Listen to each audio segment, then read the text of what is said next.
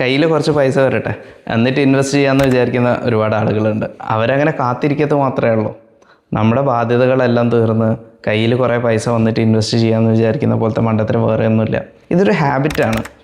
നമ്മൾ SIP ഒക്കെ ചെയ്യാന്ന് പറയുന്നത് നമുക്ക് ഒരു 100 രൂപയിൽ പോലും തുടങ്ങാൻ പറ്റും. മാസം ഒരു 500 1000 രൂപയൊക്കെ മാറ്റി വെക്കാനൊക്കെ ശ്രമിച്ചാൽ പറ്റുന്ന കാര്യമാണ്. ഇത് ചെയ്ത് കഴിഞ്ഞിട്ടുണ്ടെങ്കിൽ അതൊരു ഹാബിറ്റായി വരും. അതങ്ങനെ ആയി വരണം. ഓൾറെഡി നമുക്ക് ബാധ്യതകളോ EMIകളോ ഒക്കെ ഉണ്ടാവും. അതൊക്കെ അടഞ്ഞു പോയിക്കോട്ടെ. 10000 രൂപ അവിടെ അടഞ്ഞോട്ടെ, ഒരു 1000 രൂപ SIP ചെയ്യുക. ഇത് ഗ്രാജുവലി ഗ്രോ ചെയ്ത് വരുന്നത് കാണുമ്പോൾ ഇതിൻ്റെ പൊട്ടൻഷ്യൽ എന്താണെന്ന് നമുക്ക് മനസ്സിലാവും.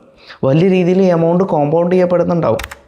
നമുക്ക് ഓരോ വർഷം കൂടുന്നവരും നമ്മുടെ വരുമാനം കൂടുന്നുണ്ടാവും, ലയബിലിറ്റി കുറയുന്നുണ്ടാവില്ല എന്നുണ്ടെങ്കിൽ അതിനുള്ള ശ്രമം നമ്മൾ നടത്തിയിട്ട് അത് ചെയ്തെടുക്കേണ്ടതുണ്ട്. എന്നാലും നമുക്ക് ഒരു ചെറിയ എമൗണ്ടിൽ 2000 3000 ഒക്കെ ആയിട്ട് നമുക്ക് ഗ്രാജുവലി അത് ഉയർത്തി കൊണ്ടുവരാൻ പറ്റും. അങ്ങനെയാകുമ്പോൾ നമുക്ക് എന്ത് ചെയ്യാം, ഒരു wealth creation side by side ആയിട്ട് നടക്കുകയും ചെയ്യും. നമ്മുടെ ലയബിലിറ്റീസ് ഒരു ഭാഗത്ത് നിന്ന് തീരുന്നുണ്ടാവും. ഓക്കെ, അപ്പോൾ ഇത്തരത്തിൽ പ്ലാൻ ചെയ്ത് ചെയ്യുക. എന്തെങ്കിലും സംശയം ഉണ്ടെങ്കിൽ നിങ്ങൾ ബന്ധപ്പെടാവുന്നതാണ്. Thank you for watching.